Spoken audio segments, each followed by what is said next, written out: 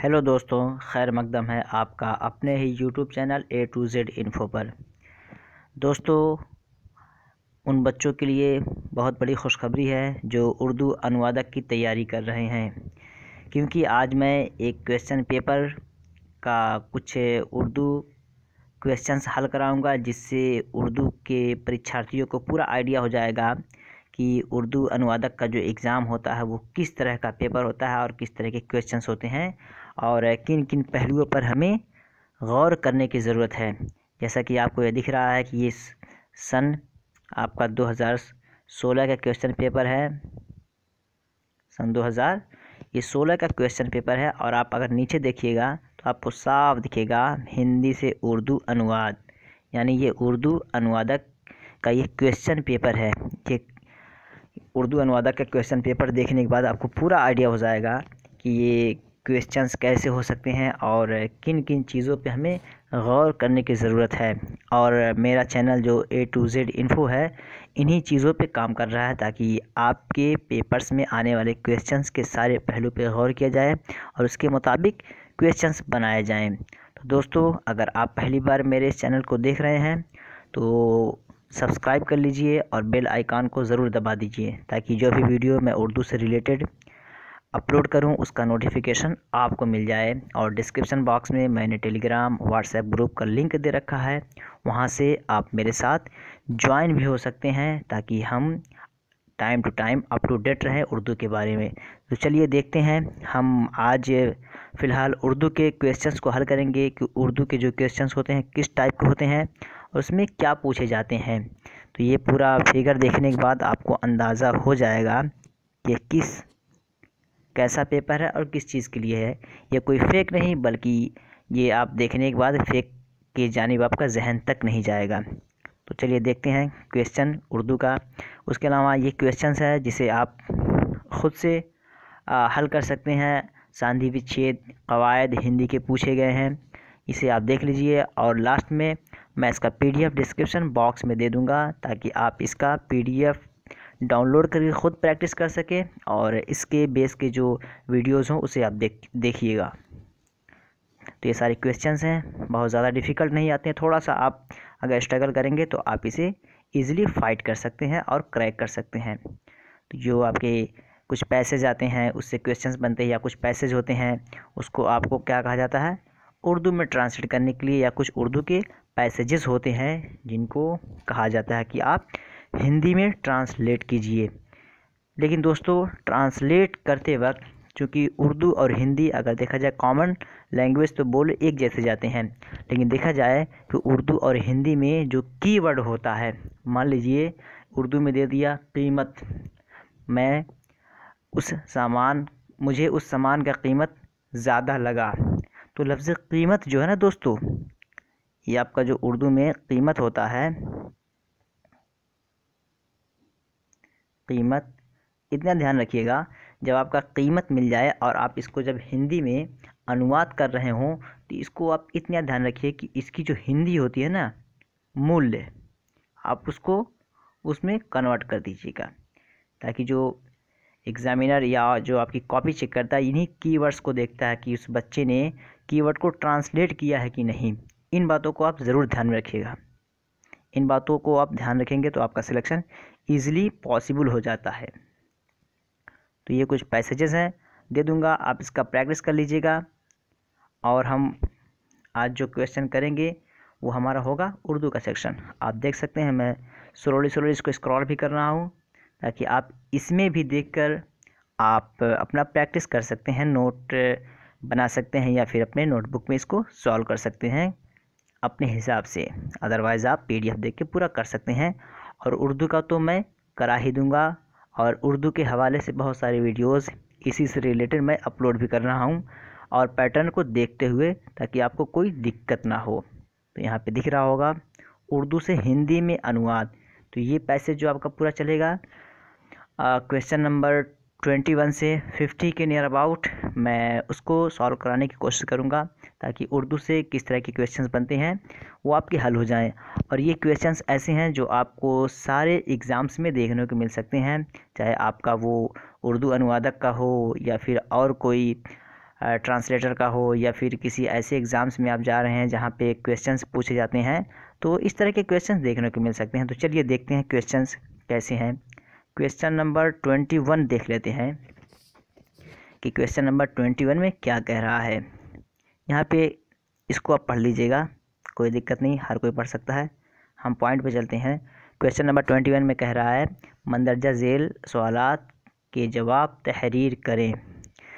कह रहा है कि देखिए वहाँ पे हो सकता है कि आपसे कुछ सब्जेक्टिव भी पूछ लिया जाए, मे बी, और ऑब्जेक्टिव भी हो सकता है। तो यहाँ पे पूछ रहा है सिफ़त की तारीफ़ कीजिए। तो सिफ़त कहते हैं जिससे किसी चीज़ की तारीफ़ बयान की जाए, यानी जिस लफ्ज़ से किसी दूसरे इस्म की तारीफ़ वाज़ह हो या उसकी तारीफ़ बयान की जाए, उसे हम सिफ़त कहते हैं। मसलन तुम्हारे घर की कुर्सी बहुत अच्छी है।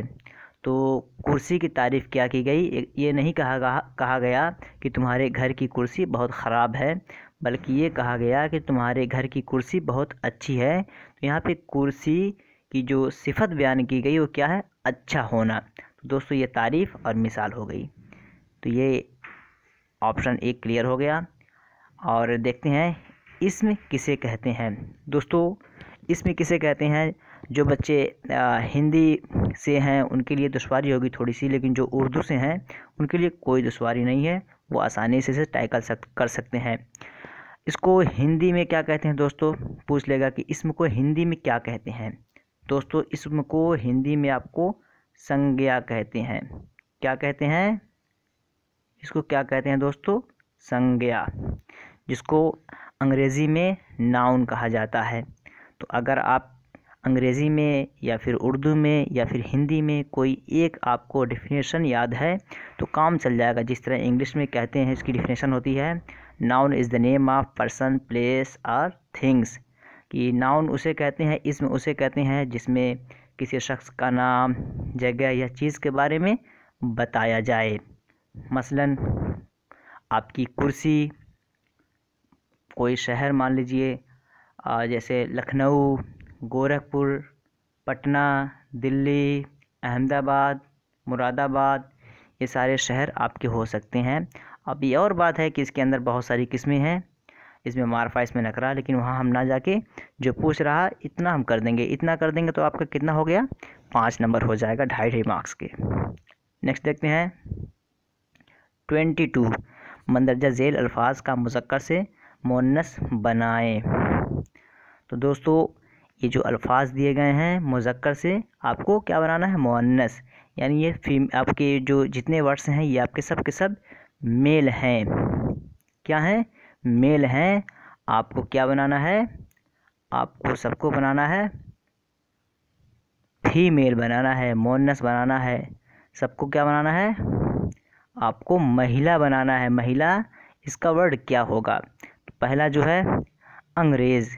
तो दोस्तों इसका तो एग्जैक्ट मैंने कोशिश किया लेकिन मिला नहीं, लेकिन इसका मे बी कि अंग्रेज़िन हो सकता है, मे बी कि अंग्रेज़िन हो सकता है। लेकिन अगर आप लोगों को कंफर्म है तो आप लोग कमेंट करके ज़रूर बताइएगा कि इसका मुअन्नस क्या होगा, अंग्रेज़ का मुअन्नस क्या होगा। नेक्स्ट देखते हैं उस्ताज़। क्या है, उस्ताज़ पूछा जा रहा है। तो चूँकि मंदरजा झेल अल्फाज का मुज़क्कर से मुअन्नस बनाएं, तो और ये आपका रिटन फॉर्म में है, तो उस्ताज़ को कह लीजिए मुअन्नस उस्तानी हो जाएगा। क्या हो जाएगा, उस्तानी, ये हो जाएगा आपका उस्तानी। नेक्स्ट देखते हैं मीठा। अगला क्या है, मीठा, तो ये हो जाएगा आपका मिठाई। क्या हो जाएगा दोस्तों, मिठाई। ठीक है, मिठाई अच्छी लगती है, ये जुमला आपका हो जाएगा। काला, आपको क्या बनाना है, अब ये काला जो है इसको क्या बनाना है, काला रंग मुझे पसंद नहीं है, या फिर इसकी मुअन्नस क्या होगी, काली। क्या हो जाएगी, काली। इसकी मुअन्नस क्या हो जाएगी दोस्तों, काली हो जाएगी। नेक्स्ट देखते हैं नौकर। ये आपका मुज़क्कर है, इसकी मोनस क्या होगी?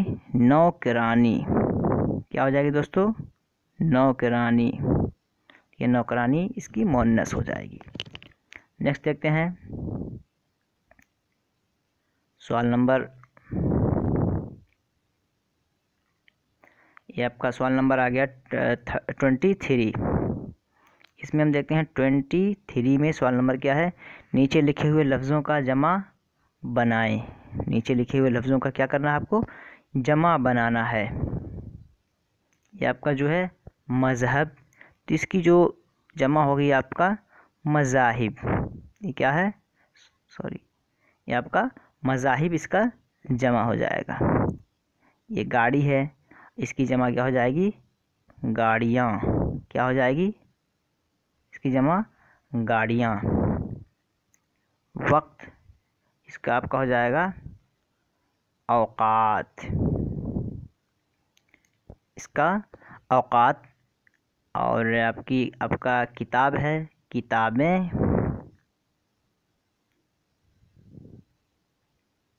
किताबें या फिर कुतुब, दोनों मुस्तअमल है, किताबें या फिर कुतुब।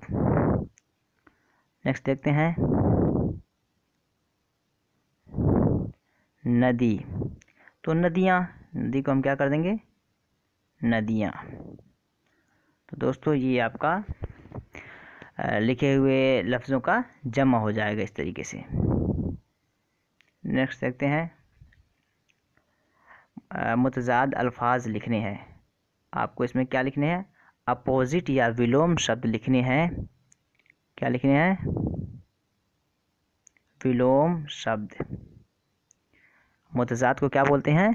विलोम, और इसको अंग्रेज़ी में बोलते हैं अपोजिट, और उर्दू में बोलते हैं मुतज़ाद। तो देखते हैं, खुशी का गम हो जाएगा, और रोशनी, रोशनी का आपका तारीकी हो जाएगा। क्या हो जाएगा?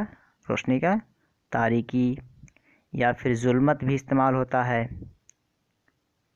इसके अगेंस्ट में क्या इस्तेमाल होता है? आपका जुल्मत, जो कि इसी रोशनी का ये मुतज़ाद होता है आपका। तो देख लेते हैं कि ये रोशनी जो है, इसको ये जुल्मत जो है, ये भी रोशनी का मुतज़ाद इस्तेमाल होता है। ज़िंदगी, ज़िंदगी, मौत। ज़िंदगी का मुतज़ाद आपका मौत हो जाएगा। नफ़रत, मोहब्बत हो जाएगा। भाई, बहन हो जाएगा।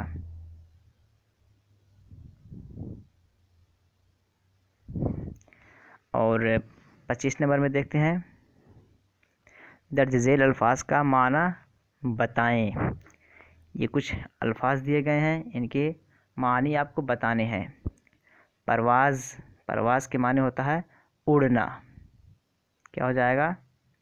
परवाज़ के माने उड़ना के हो जाएंगे। ताउन के माने मदद करना। क्या हो जाएगा दोस्तों? ताउन के माने क्या है? मदद करना। कायनात आपका क्या होगा? कायनात मीन्स दुनिया, कह सकते हैं इसको हिंदी में हम संसार। क्या कह सकते हैं?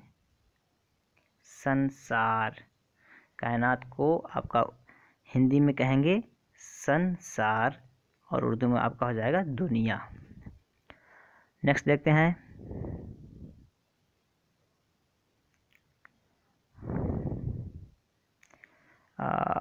लुत्फ। लुत्फ मीन्स मज़े। लुत्फ कहते हैं मज़े, यानी कहते हैं मज़े। मज़े से कोई काम करना, एंजॉय लेके काम करना, उसको कहते हैं मज़े। कतार कहते हैं लाइन को। कतार लाइन को कहते हैं, या फिर सफ़ के माने में भी इस्तेमाल होता है। लाइन सफ़ के माने में भी इस्तेमाल होता है। आगे देखते हैं सवाल नंबर 26 में इमला सही कीजिए। कुछ अल्फाज दिए गए हैं, इनका इमला आपको दुरुस्त करना है। तो 1 नंबर का हम देखते हैं, जो लिखा है ये गलत लिखा हुआ, बल्कि इसको ऐसे लिखा होना चाहिए, दरवाज़ा। जाल के बजाय यहाँ पे जे से होना चाहिए, जो कि ये आपका सही होगा। तो आप रस्मुल ख़त अपना इमला भी दुरुस्त करके जाइएगा। बहुत सारे वर्ड्स आपको गलत दे दिए जाएंगे, जिसमें आपको सही पूछा जाएगा कौन सा होगा। जब आप जानेंगे तभी उसका सही आंसर आप दे पाएंगे।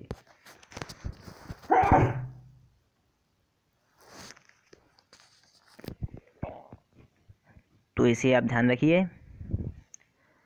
नेक्स्ट देखते हैं, यहाँ पूछ रहा आपका दरख्त, ये भी गलत है, बल्कि ये खा के साथ होता है, दाल रे खा ता, ये दरख्त है, इस तरह लिखा जाता है।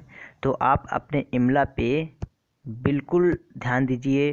डिक्टेशन को आप, इमला को इंग्लिश में बोलते हैं आपका, क्या बोलते हैं, डिक्टेशन, सॉरी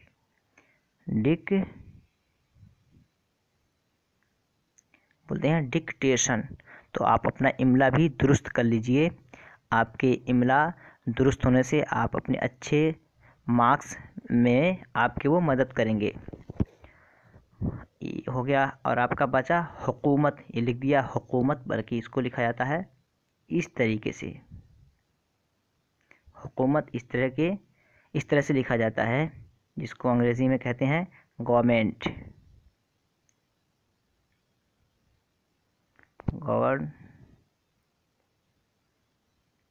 गवर्नमेंट होता है। तो इसे भी आप ध्यान में रखिए। क्वेश्चन को हल करने के साथ साथ जो फर्दर इन्फॉर्मेशन आपको दी जा रही है उसे भी आप ध्यान में रखें, ताकि और भी किसी एग्ज़ाम में देखने को मिले तो इसके थ्रू आप उसे आसानी से हल कर सकें। दोस्तों यहाँ पे लिखा हुआ मुस्तकबिल, ये गलत लिखा हुआ है, बल्कि इसको लिखा जाता है सीन से।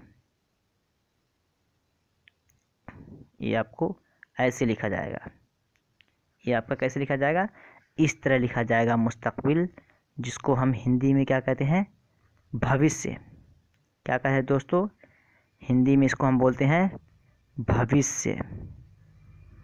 इसको हम हिंदी में भविष्य बोलते हैं। तो ये हमारा हो जाएगा भविष्य, और इसको इंग्लिश में आपका फ्यूचर बोला जाता है। देखिए आपके एग्ज़ाम्स में आए हुए सारे क्वेश्चंस हैं, किस तरह के क्वेश्चंस उठा लिए जाते हैं, कुछ कहा नहीं जा सकता। तो इसी वजह से आप बेसिक से बेसिक चीज़ों को भी देख कर जाएँ। एक लफ्ज़ है तरकीब, जो कि तो से लिखा गया है, गलत है।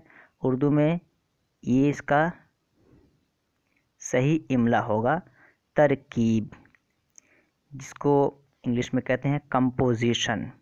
क्या कहते हैं, कंपोजिशन। कंपोजिशन COMPOSITION, कंपोजिशन के माने में होता है तरकीब। आगे देखते हैं सवाल नंबर 27।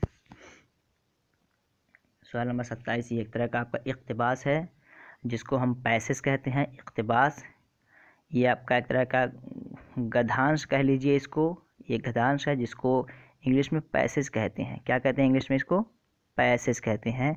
हो सकता है कि देखने को मिल जाए, तो ये देख लीजिए, इसको आपका इक़्तिबास को पैसेज कहते हैं, PASSAGE।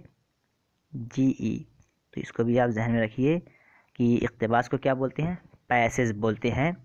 तो यहाँ पे आपको एक पैसेज दिया हुआ है, मंदरजा झेल इक़्तिबास का हिंदी में तर्जमा कीजिए। ये पैसेज दिया हुआ है, इसी को आपको किस में लिखना है, हिंदी में लिखना है। इस पैसेज को आपको क्या करना है, इसी को आपको हिंदी में लिखना है। लेकिन आप वही जो मैं बोला हूँ कि इसके अंदर जो कीवर्ड्स हों उसे आप बदलेंगे नहीं। जिस तरह यहाँ पे क्रिकेट को आप बदलेंगे नहीं, क्रिकेट को तो आपको क्रिकेट ही रखना पड़ेगा। इस तरह लेकिन जो कीवर्ड है, जिस तरह टेस्ट है, तो टेस्ट को आपको हिंदी लिखना पड़ेगा। तजुर्बा है, तजुर्बा का हिंदी आपको लिखना पड़ेगा। तो ये पैसेज आप पढ़िए। अगर इसमें कुछ ऐसा वर्ड है जिसकी हिंदी आपको नहीं आ रही है तो आप कमेंट कीजिएगा, उसकी हिंदी मैं बता दूंगा। क्योंकि आपके पास हिंदी के ज़खायर तो बहुत ज़्यादा होंगे, इंसाइक्लोपीडिया होगा, लेकिन कुछ उर्दू के अल्फाज कुछ ऐसे दुश्वार होते हैं जो समझ में ना आने की वजह से उसकी हिंदी नहीं बन पाती है। अगर इस तरह कोई दुश्वारी हो तो उस लफ्ज़ को आप कमेंट में डाल दीजिएगा, उसकी हिंदी में बता दूंगा ताकि आप आसानी से कर लें। ये भी एक 27 नंबर आपका इक़्तिबास है। 28 नंबर मंदरजा ज़ेल इक़्तिबास का आज़ाद तर्जमा कीजिए। आज़ाद तर्जमा का मतलब होता है कि आप इसका जो पूरा सेंस ऑफ द पैसेज, पूरे इक़्तिबास का जो मफ़हूम है उसे लिखना है। 29 नंबर में देखते हैं मंदरजा ज़ेल इक़्तिबास का वा मुहावरा तर्जमा कीजिए। इसमें बता रहा हूँ, देखिए 29 नंबर में कह रहा है एक जानदार को बशमूल इंसान को भूख लगती है जो कि एक फितरी तकाज़ा है।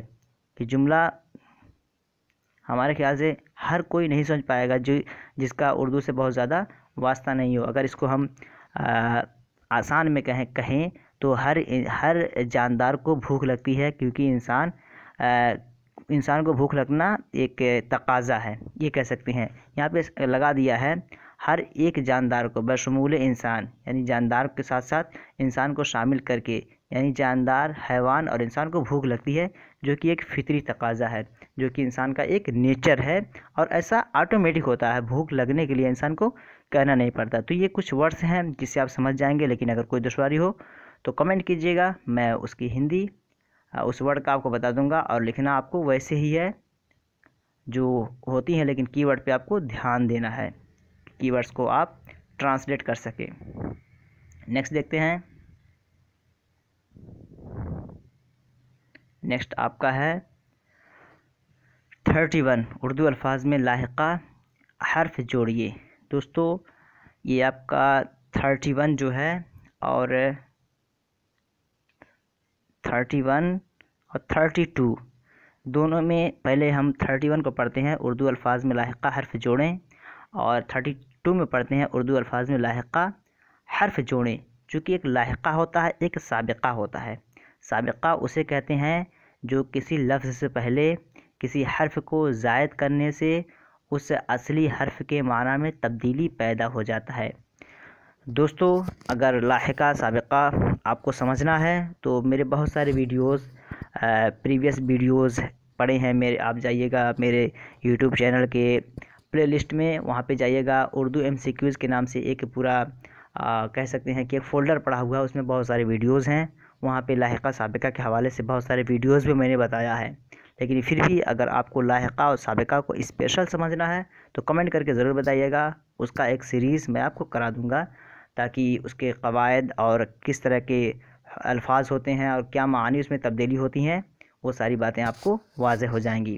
तो बताना यहाँ पे ये मकसद है मेरा कि पहला जो 31 में दिख रहा है उर्दू अल्फाज में लाहिका हर्फ जोड़ें, तो लाहिका दोनों में पूछ रहा है, तो पहले में लाहिका के बजाय आपका क्या होना चाहिए, आपका होना चाहिए साबिक़ा। क्या होना चाहिए? साबिक़ा। 31 में आपका साबिक़ा होना चाहिए। और साबिक़ा मैं बता दिया हूँ कि जो लफ्ज़ के पहले एक हर्फ ज़ायद करने से माना में तब्दीली हो जाती है। जिस तरह एक लफ्ज़ यहाँ दिया हुआ है फ़ानी, फ़ानी के माने ख़त्म हो जाना, मिट जाना। मॉर्टल, फ़ानी को अंग्रेज़ी में बोलते हैं मॉर्टल। क्या बोलते हैं? मॉर्टल, सॉरी, MORTAL। क्या बोलते हैं? मॉर्टल। मॉर्टल के माने ख़त्म हो जाना, लेकिन इसमें आपको साबिक़ा लगाना है, यानी लफ्ज़ फ़ा से पहले किसी लफ्ज़ को हर्फ को ज़ायद करना जिससे उसके अंदर मानी में तब्दीली हो जाए। जैसे फ़ानी से पहले हम क्या कर देंगे? ला फ़ानी। अगर ला फ़ानी कर देंगे हम तो इसका माना बिल्कुल चेंज हो जाएगा। और ये हम ला फ़ानी का लफ्ज़ ये बारी ताला के लिए इस्तेमाल करते हैं, अल्लाह ताला के लिए इसका इस्तेमाल होता है।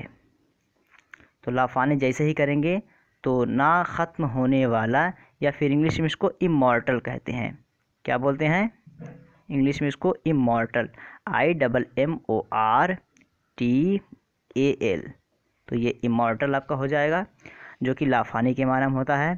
तो क्वेश्चन नंबर 31 में आपको सब में क्या लगाना है, साबिक़ा लगाना है, यानी उस लफ्ज़ से पहले किसी हर्फ को ज़ायद करना है। जैसे सोहबत, बद सोहबत कह सकते हैं इसको, बद सोहबत, क्या कह सकते हैं, बद सोहबत, बुरों के सोहबत में रहना, बुरों के साथ में रहना, बैड कंपेनियन, इसको अंग्रेज़ी में बैड कंपेनियन बोलते हैं।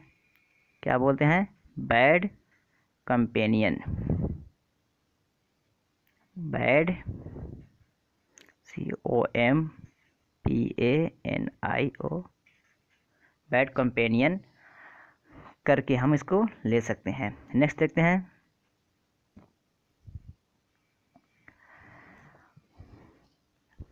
आपका वाकिफ़, वाकिफ़ में जानना, इसके शुरू हम लगा देंगे ना वाकिफ़। क्या लगा देंगे, ना वाकिफ़, किसी चीज़ के बारे में ना वाकिफ़ होना, ना जानना। वजह, रीज़न, अब बेवजह लगा देंगे, इसके शुरू में बे लगा देंगे तो हो जाएगा ये आपका साबिक़ा। तमीज़, तमीज़ के शुरू में हम क्या लगा देंगे, बदतमीज़, बदतमीज़ जिसका करैक्टर सही ना हो, अच्छा ना हो, जिसका चरित्र ना हो, तमीज़ कहते हैं चरित्र। क्या कहते हैं, तमीज़ को हिंदी में क्या कहते हैं, चरित्र, और इसको इंग्लिश में कहते हैं आपका कैरेक्टर, CHARACTER,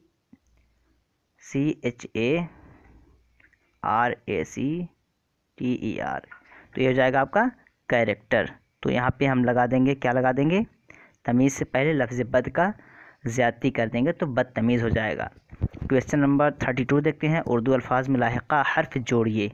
अब यहाँ पे आपको लाहिक़ा ही जोड़ना है, यानी लफ्ज़ के बाद किसी हर्फ को ज़ायद करना है आपको। जिस तरह आराम है तो यहाँ पे आरामदेह कर देंगे, क्या कर देंगे, आरामदेह, या फिर आराम पसंद, लफ्ज़ पसंद कर देंगे, जो इंसान आराम पसंद हो, हमेशा आराम करना चाहे, मेहनत ना करना चाहे। तकलीफ़ मतलब तकलीफ़ देने वाली, तकलीफ़ देह, इसमें लफ्ज़ देह की ज़्यादती कर देंगे, इसमें क्या कर देंगे, लफ्ज़ देह, तकलीफ़ प्लस देह जोड़ देंगे इसमें, तो ये आपका हो जाएगा, आपका लाहिक़ा हो जाएगा। ईमान देखते हैं, ईमान में क्या कर देंगे, ईमान में हम दार जोड़ देंगे, ईमानदार जोड़ देंगे तो ये आपका ऑनेस्ट हो जाएगा। क्या हो जाएगा, ऑनेस्ट, ईमानदार जोड़ देंगे तो आपका ऑनेस्ट हो जाएगा, ईमानदार। ख्वाब देखते हैं, खूब, इसमें हम तर लगा देंगे, क्या लगा देंगे, तर, तो खूब तर मतलब कह सकते हैं बहुत अच्छा। हौसला, इसमें अफजाई कर देंगे, क्या कर देंगे, हौसला अफजाई, हिम्मत बढ़ाना, टू इंक्रीज़ समवन मतलब किसी की हिम्मत बढ़ाना, तो ये आपका हो जाएगा हौसला। फिर देखते हैं 33 में मंदरजा ज़ेल इक़्तिबास का आम तर्जमा कीजिए। जिस तरह भी पीछे गुजरा है उसको भी ऐसे ही करना है कि इसमें भी आम तर्जमा करना है, इसको भी लिखना है, तो इसे आप कर लीजिएगा PDF मिल जाने के बाद। नेक्स्ट देखते हैं, मंदरजा ज़ेल इक़्तिबास को हिंदी में तर्जमा कीजिए। यहाँ भी आपको हिंदी में करना है, लेकिन करते वक्त आपको यही कीवर्ड्स को आपको ज़रूर ट्रांसलेट करना है, कीवर्ड्स को एज़ इट इज़ आपको नहीं लिखना है। 35 देखते हैं, 35 में क्वेश्चन नंबर 35, मुहावरे को अपने जुमलों में इस्तेमाल करो। मुहावरा है उसे अपने जुमले में इस्तेमाल करना है, ये तो आप नज़रअंदाज नहीं कर सकते। अब चाहे आप बी स्टेट की तैयारी कर रहे हैं, या फिर आप उर्दू अनुवादक की तैयारी कर रहे हैं, या फिर किसी स्टेट की ऐसी तैयारी कर रहे हैं जहाँ पे उर्दू के क्वेश्चंस आते हैं, मुहावरे से आप दूर नहीं जा सकते या फिर इसे नज़रअंदाज नहीं कर सकते। जिस तरह मुहावरे को अपने जुमले में इस्तेमाल कीजिए। पहला देखते हैं ऑप्शन ए, पीठ दिखाना। जैसे बहादुर लोग कभी पीठ नहीं दिखाते हैं, यानी मैदान से कभी भागते नहीं हैं, ठीक है, तो पीठ दिखाना को आप ऐसे इस्तेमाल कर सकते हैं। दाग लगाना, किसी पे इल्ज़ाम लगाना, तुम मुझको दाग नहीं लगा सकते, यानी मुझ पे कोई इल्ज़ाम आयद नहीं कर सकते, इल्ज़ाम नहीं लगा सकते। सर उठाना है, और उसने ऐसा काम किया है कि वो मेरे सामने सर नहीं उठा सकता है। यानी इतना गलत काम कर दिया वो कि वो इस लायक नहीं है कि वो मेरे सामने सर उठा के बात कर सके। उसने ऐसा काम किया कि वो मेरे सामने सर नहीं उठा सकता। तो ये आपका जुमले में इस तरह इस्तेमाल हो जाएगा। हाथ बटाना, कह सकते हैं हाथ बटाना सहायता करना। क्या करना? सहायता करना। हाथ बटाना सहायता करना। इसको उर्दू में अगर देखें हम तो मदद करना। क्या करना? उर्दू में इसको कहते हैं मदद करना। और इसी को अगर अंग्रेज़ी में देखें तो कोऑपरेट करना। क्या? कोऑपरेट, OPERATE, कोऑपरेट करना। जिस तरह मैं अपने वालिदैन के कामों में हाथ बटाता हूँ। क्या? इसका एग्ज़ाम्पल क्या हो जाएगा? मैं अपने वालिदैन के कामों में हाथ बटाता हूँ, यानी वालिदैन की मदद करता हूँ जो भी वो काम करते हैं। नेक्स्ट देखते हैं ई में, तू मैं करना। कह सकते हैं कि तुम लोग आपस में हमेशा तू मैं क्यों करते हो। यानी आपस में बहस मुबाहसा, झगड़ा करना या इस तरह की बातें जो बबलिंग से हो, ये सब इसको कहते हैं तू मैं करना, आपस में बहस मुबाहसा करना। नेक्स्ट देखते हैं 36 नंबर, गर्मी की छुट्टी के सिलसिले पर एक ख़त तहरीर कीजिए। आपको यहाँ पे एक लेटर लिखना है। क्या करना है? एक लेटर लिखना है। तो ये एक तरह का दुश्वार काम भी है और आसान काम भी है। अगर आपको लग रहा है कि आपको एक लेटर चाहिए और उर्दू में हो तो आप ज़रूर कमेंट करके बताइए, ताकि मैं एक लेटर लिख के पूरा कंप्लीट उसको डिटेल में समझा के वीडियो बना दूं। अगर आपको चाहिए तो बताइएगा कमेंट करके, क्योंकि यहाँ पे इतना वक्त नहीं है कि मैं लेटर लिख के आपको दिखाऊं। अगर आपको ऐसा लग रहा है कि लेटर लिखा जाए, वो भी गर्मी की छुट्टी के सिलसिले पर एक ख़त तहरीर कीजिए। तो ये गर्मी की छुट्टी के सिलसिले पर एक ख़त तहरीर करना है। तो ये भी हो सकता है कि एक बच्चा प्रिंसिपल को लिखे, या फिर आप एक सर्विसमैन हैं, आप छुट्टी लेना चाहते हैं, कुछ भी हो सकता है। तो एक ऐसा ओवरऑल लेटर लिखा जाएगा जो कि सारे जिस तरह भी इस्तेमाल किया जाए उसमें थोड़ी बहुत तरमीम करके इस्तेमाल किया जा सकता है। अगर आपको चाहिए तो कमेंट कीजिएगा, मैं एक लेटर, एक दरख्वास्त लिखकर उसे समझा दूंगा। नेक्स्ट देखते हैं 37 मंदरजा झेल इबारत को पढ़िए और पूछे गए सवाल का जवाब दीजिए। चलिए, ये भी एक तरह का आपका जो गद्यांश होता है, पैसेज होता है, ये भी छोटा सा पैसेज है। इससे किस क्वेश्चंस बने हैं जो हम कर ले रहे हैं, छोटा सा है और एक कॉम्प्रहेंसिव आपको आइडिया मिलेगा इससे कि किस तरह के पैसेजेस होते हैं। इस पैसेज को वो लोग भी देख सकते हैं जो सीटेट की तैयारी कर रहे हैं, क्योंकि सीटेट में आपका जो उर्दू का क्वेश्चन होता है वो 15 मार्क्स के आपके ऐसे ही होते हैं जो पैसेज पे निर्भर करते हैं। अगर आप पैसेज को सही से समझ रहे हैं तो आप उसे आसानी से टैकल कर सकते हैं। तो देखते हैं, रज़िया सुल्ताना हिंदुस्तान की पहली मलिका थी जो दिल्ली के तख्त पर बैठी। वो दिल्ली के अल्तमश की बेटी थी। यह बादशाह की तमाम औलाद में सबसे ज़्यादा ज़हीन, मेहनती और होशियार थी। इसलिए बादशाह अल्तमश ने अपनी ज़िंदगी में ही रज़िया को अपना जानशीन मुकर्रर कर दिया था। रज़िया ने हिंदुस्तान पर 3.5 साल तक हुकूमत की। हालांकि रुकनुद्दीन जो रज़िया का भाई था, दिल्ली के लोगों ने गिरफ़्तार करके मौत के घाट उतार दिया था, और बाद में रज़िया की फ़ौज का मुकाबला अपने दूसरे भाई बहराम की फ़ौज से भी हुआ, लेकिन कामयाब रही। ये आपका एक पैसेज है, इससे कुछ क्वेश्चंस पूछे जाएंगे, और ये पैसेज आपको किसी भी उर्दू के एग्ज़ाम्स में देखने को मिल सकते हैं।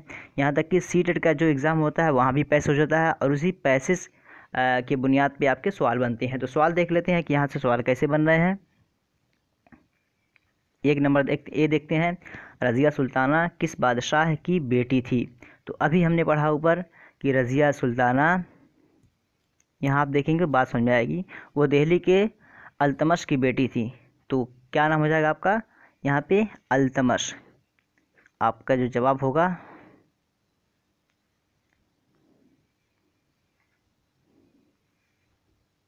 यहाँ पे अल्तमश आपका सही जवाब हो जाएगा कि वो अल्तमश की बेटी थी। नेक्स्ट देखते हैं बी को देखते हैं। बी में क्या पूछा जा रहा है, रज़िया सुल्ताना की खूबियाँ क्या थी। कह रहा है कि रज़िया सुल्ताना की खूबियाँ क्या थी। तो यहाँ पे बताया गया है यह बादशाह की तमाम औलाद में सबसे ज़्यादा ज़हीन, मेहनती और होशियार थी। ज़हीन, मेहनती और होशियार। तो क्या बताया गया, वो ज़हीन, मेहनती और होशियार। तो ये आपका यहाँ पे सही हो जाएगा आंसर, ज़हीन, मेहनती और होशियार। समझ लीजिए, ज़हीन, मेहनती और होशियार थी। एक आपको यहाँ से एक कम्प्रहेंसिव आइडिया मिलेगा, तफ़हीमी तरीक़ा मिलेगा कि किस तरह पैसेज हल किया जाता है। नेक्स्ट देखते हैं सी में। सी में क्या पूछा जा रहा है, रज़िया ने कितने बरस हुकूमत की। ये भी आपका पैसेज ही से है और आपको पैसेज ही से देना है। आपको हिस्ट्री के दुनिया में सैर नहीं करना है, बल्कि जो पूछा गया एज़ इट इज़ आपको एज़ एबो हैज़ बीन मेंशन्ड उसी के अकॉर्डिंग आपको देना है, जो जिक्र किया गया आपके पैसेज में, इक़्तिबास में। तो यहाँ पे साफ साफ लिखा हुआ है, आप देखिएगा यहाँ पे लिखा हुआ है, रज़िया ने हिंदुस्तान पर 3.5 साल तक हुकूमत की। कितने साल तक, 3.5 साल तक। तो एज़ इट इज़ लिख देना आपको 3.5 साल तक। क्या लिखना है, 3.5 साल तक। ये आपका जवाब हो जाएगा, 3.5 साल तक। नेक्स्ट देखते हैं, रज़िया का नाअहल भाई कौन था। तो रज़िया का नाअहल भाई कौन था। एक भाई को जिसका नाम कि रुकनुद्दीन था, दिल्ली के लोगों ने गिरफ़्तार करके मार दिया था। लेकिन यहाँ पे इसका जो आंसर होना चाहिए, ये कौन था, बहराम।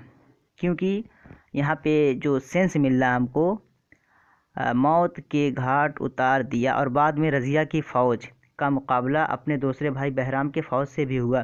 तो रज़िया की जो फ़ौज थी उसकी लड़ाई उसके दूसरे भाई बहराम के साथ हुई। तो ये इसका आंसर होना चाहिए, मे बी।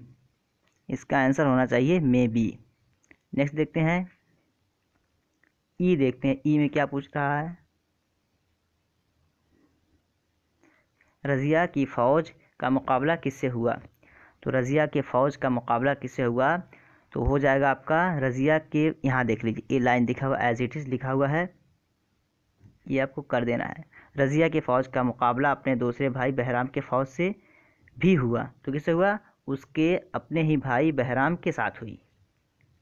नेक्स्ट देखते हैं, ये हो गया आपका 35 नंबर। देखते हैं, सॉरी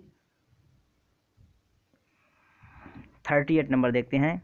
38 में क्या पूछा जा रहा है, उर्दू अल्फाज को हिंदी अल्फाज में लिखिए। उर्दू अल्फाज है उसे आपको हिंदी अल्फाज में लिखना है। दोस्तों ये वीडियो आपको अच्छी लग रही हो तो कमेंट ज़रूर कीजिएगा और लाइक ज़रूर कर दीजिए, और उन तमाम साथियों को शेयर कीजिए जो कि उर्दू की तैयारी कर रहे हैं, स्पेशल उर्दू अनुवादक की तैयारी कर रहे हैं।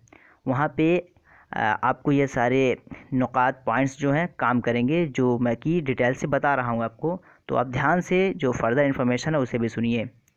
38 नंबर देखते हैं, उर्दू अल्फाज को हिंदी अल्फाज में लिखिए। यहाँ पे आपका दिया हुआ है उस्ताद। यहाँ पे एज इट इज़ पूछा जा रहा है कि आपको लिखना है। तो उस्ताद को हम देख ले रहे हैं, तो इसको कहते हैं हिंदी में अध्यापक। क्या बोलते हैं, अध्यापक। तो ये आपका हो जाएगा पहले का, उस्ताद को हिंदी में क्या बोलते हैं, अध्यापक। उसके बाद देखते हैं आसमान को क्या बोलते हैं, आसमान को आपका क्या बोलते हैं, आकाश। क्या बोलते हैं दोस्तों, आकाश। तो ये आपका आसमान का हो जाएगा। नेक्स्ट देखते हैं, उस्ताद को आपको पता ही होगा इंग्लिश में टीचर बोलते हैं, आसमान को इंग्लिश में स्काई बोलते हैं। कामयाब को बोलते हैं हिंदी में सफल। क्या बोलते हैं दोस्तों, कामयाब को हिंदी में सफल बोलते हैं। उसके बाद डी में दिया हुआ है तंदुरुस्त। इसको क्या बोलते हैं दोस्तों हिंदी में? इसको बोलते हैं स्वस्थ। क्या बोलते हैं? स्वस्थ, तंदुरुस्त, हेल्दी। फिर इसी को आपको इंग्लिश में बोलते हैं हेल्दी। क्या बोलते हैं? HEALTHY, इसको हेल्दी बोलते हैं। उसके बाद देख रहे हैं एक लफ्ज़ है ज़मीन, इसको क्या बोलते हैं? इसको बोलते हैं आपका धरती। क्या बोलते हैं? धरती। तो ये जो वर्ड्स आपके उर्दू में दिए गए हैं और हिंदी में इसका आपको लिखने के लिए कह रहा है, ये बहुत ही ख़ास है और इस पर आप प्रैक्टिस कीजिए। और इसके हवाले से भी मैं वीडियो लेकर आऊँगा जिसमें उर्दू वर्ड्स को हिंदी में और हिंदी वर्ड्स को उर्दू में लिखा हुआ हो, ट्रांसलेट किया हो और उसे सेंटेंस में, वाक्य में उसे प्रयोग भी किया गया हो। नेक्स्ट देखते हैं सवाल नंबर 38 देखते हैं। आपका है मंदरजा झेल गिनती को उर्दू गिनती लिखें।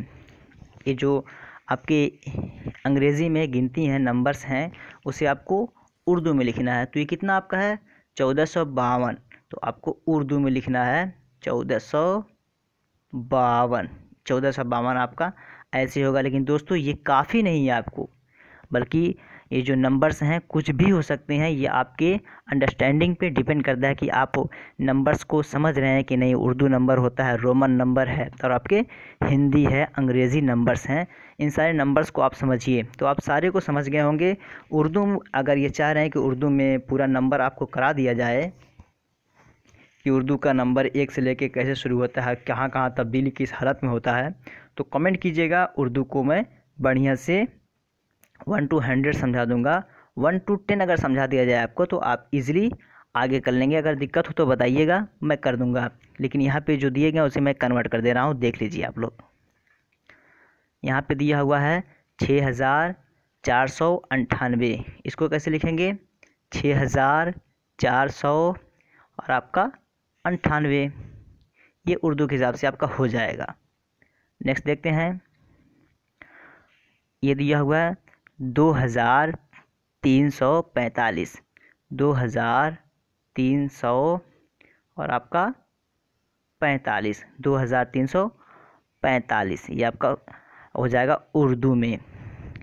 1998, तो 1900 आपका 98। तो उर्दू और हिंदी में, उर्दू और अंग्रेज़ी के जो 9 होता है, 9 अदद, वो आपका हूबहू होते हैं, उसमें तब्दील नहीं होते हैं। नेक्स्ट देखते हैं 1346। ये आपका है 1300 और ये आपका है 46। तो ऐसे लिखा जाएगा उर्दू में आपको 1346 का आदद। नेक्स्ट देखते हैं गलत जुमले को सही करें। ये कुछ सेंटेंसेस हैं उर्दू के, इसमें गलती किया पकड़ के उस गलती को सही करके आपको पूरे जुमले को सही करना है, माना खेज बनाना है, या फिर उसको हम कह सकते हैं मौजू जुमला बनाना है, कॉम्प्रहेंसिव जुमला बनाना है। किताब पुराने तर्ज पर लिखा हुआ है। तो यहाँ पे आपको क्या करना है? किताब पुराने तर्ज पर लिखी हुई है। आपको क्या करना है? यहाँ पे लिखी हुई है कर देना है। ए में आपको लिखी हुई है कर देना है। उसके अलावा सब सी हो जाएगा। लिखा हुआ को आपको लिखी हुई कर देना है और एज इट इज़ उसको रख देना है। बी में देखते हैं आजकल दही बहुत महंगी है। तो इसमें क्या कर देना है? क्योंकि दही का इस्तेमाल जो होता है वो मुज़क्कर होता है, तो महंगा कर देना है। बस ये आप ध्यान रखिएगा। पूछ लेगा कि दही मुअन्नस है या मुज़क्कर। क्या पूछेगा? दही मुअन्नस है या मुज़क्कर। ये बहुत ही कॉम्प्लेक्स क्वेश्चन है। काफ़ी लोग जुमले में दही खट्टी है बोल के उसे मुअन्नस मार देते हैं, लेकिन ध्यान रखिए दही जो है ये आपका मुज़क्कर है। उर्दू सही कवायद के हिसाब से देखें तो ये आपका मुज़क्कर इस्तेमाल होता है। तो इस वजह से यहाँ पे महंगा है ये कर दीजिए, आपका सही हो जाएगा जुमला। नेक्स्ट देखते हैं ऑप्शन सी, तमाम उस्ताद ने शिरकत की। चूँकि जब तमाम का लफ्ज़ जिक्र किया जा रहा है तो उस्ताद जो है ये आपका जमा होना चाहिए। तमाम इसातिज़ा ने शिरकत की, तो ये आपका जुमला सही हो जाएगा। यहाँ पे आप इसातिज़ा कर दीजिए। ऑप्शन सी में आप इसातिज़ा कर दीजिए। जुमला आपका सही हो जाएगा। नेक्स्ट देखते हैं डी में उसका टोपी नया है, बल्कि उसका ना होके, क्योंकि टोपी मोनस इस्तेमाल होता है तो उसकी ज़मीर जो होगी वो भी मोनस आएगी, तो उसकी कर देंगे। यहाँ पे क्या कर देंगे, उसकी टोपी नई है, उसकी यहाँ पे टोपी लगा दीजिए आप, नई है। सुन लीजिए क्या होगा, उसकी टोपी नई है। ऑप्शन डी में उसकी टोपी नई है, ये जुमला कर दीजिए, आपका सही हो जाएगा। तो दोस्तों इसी पे इक्तफा करते हैं। अगर वीडियो अच्छी लगी हो तो लाइक कीजिए, दोस्तों को शेयर कीजिए, कमेंट करके बताइए कि वीडियो कैसा लगा, और चाह रहे हैं कि उर्दू अनुवादक के हवाले से और भी वीडियोस बनाया जाए इसी पैटर्न पे, तो चैनल को सब्सक्राइब कीजिए ज़रूर और बेल आइकॉन को दबा दीजिएगा। और इसी तरह आप मेरे साथ अपडेटेड रहिए ताकि उर्दू के हवाले से जो भी इंफॉर्मेशन हो आप तक आसानी से पहुंचाया जा सके। चलिए फिर मिलते हैं नेक्स्ट वीडियो में, तब तक के लिए have a nice day. PDF आप डिस्क्रिप्शन बॉक्स से ले लीजिएगा और अदर जो इसमें वर्ड्स हैं उसको आप आसानी से समझ लीजिएगा। चलिए फिर मिलते हैं नेक्स्ट वीडियो में। Have a nice day. Thank you.